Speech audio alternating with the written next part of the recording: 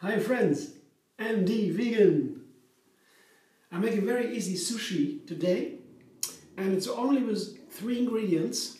That's very easy, my easiest so far in the Take 3 series.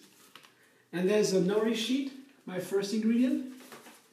Yeah, so it's a nori algae sushi.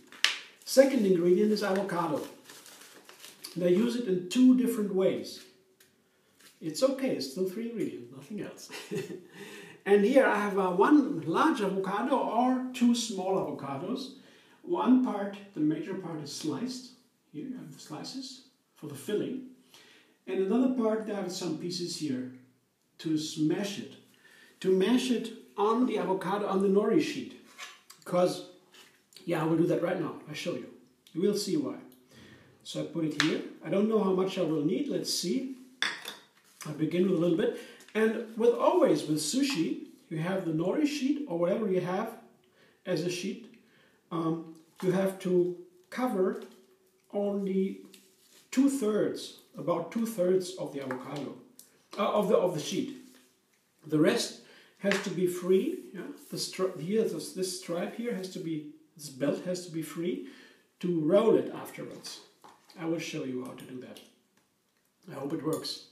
I'm not the perfect sushi chef. You know, the Japanese guys who invented this, I believe, they know knife skills and rolling skills that take ages to learn. They're professionals, and in their kitchen, in their cooking, it's a high art.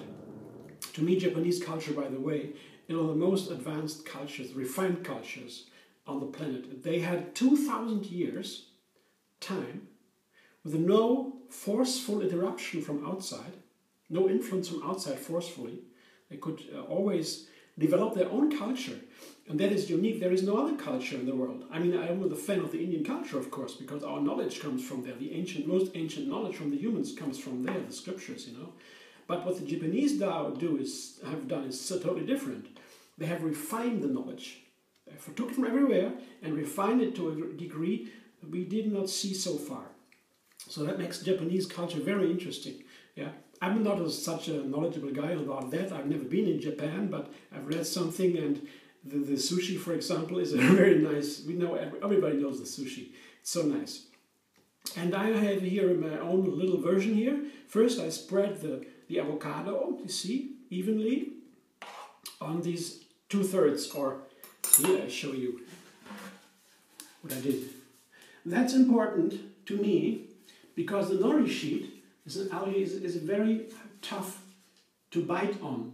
Yeah, that is not so nice to have it in the mouth. And if it's when you can do it also, can also be nice. But for this purpose, I like the nori sheet a little bit softer. And you put something fatty, a little bit humid, on the sheet. The texture would change. It would soak a little bit. The algae, they are dried. They soak a little bit and get softer, and I like that. So that's my first 2 ingredients. And the 3rd ingredient is sauerkraut. Here, you can make your own, or you can buy it. And the thing is, I have a video on sauerkraut, several videos on sauerkraut.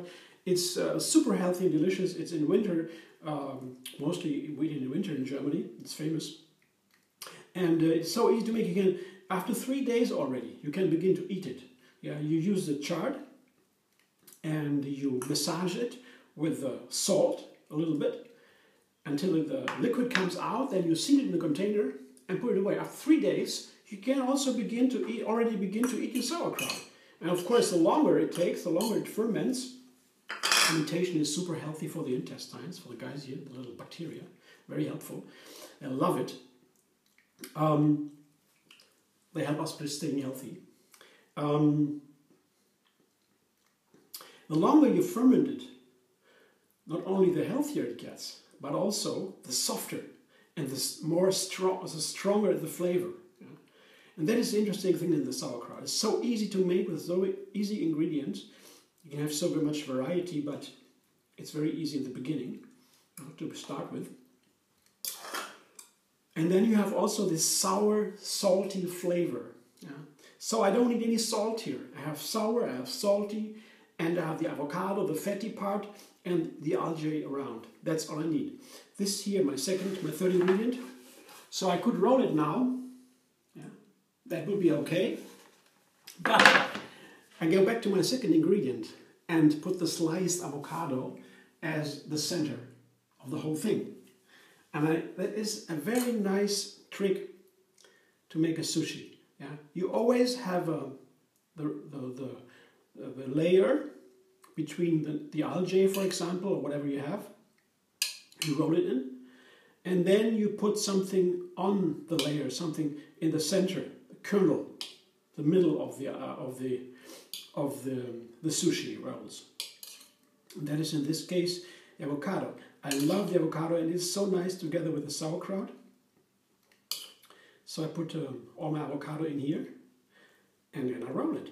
I hope it will fit. The perfect Japanese roller, they would do it their own way, of course. Here, I show you what I have here. You can see it from close. I need a new camera system to look into, to show it very, very nicely on my dishes, on my cutting board, to make it easier for you to watch and for me to make the videos.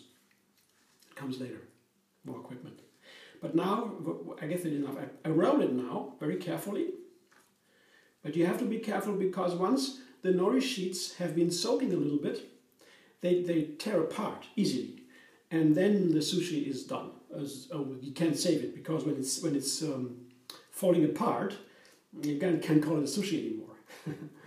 But in this case, I've been very careful, and it seems to work so far. Nothing breaks here. Nothing tears apart. And there you have a little part here left. I take a little bit of the avocado and put it on this little belt that has not been covered, just to make it a little bit more humid, for that it has to stick on the other part of the sushi on the outside. I show you. Now I roll it to the final, see? And now I can show you my sushi roll. Perfect sushi roll. See? I can lift it up. You see, it works. So I'm done. Almost. You see, this is the part where the two parts come together, where it sticks from the algae, from the avocado, soaking into the algae. So I need a sharp knife. The Japanese are world champions in sharpening their knives. They have perfect knives. They are super expensive. I have just a little one. Yeah, this one.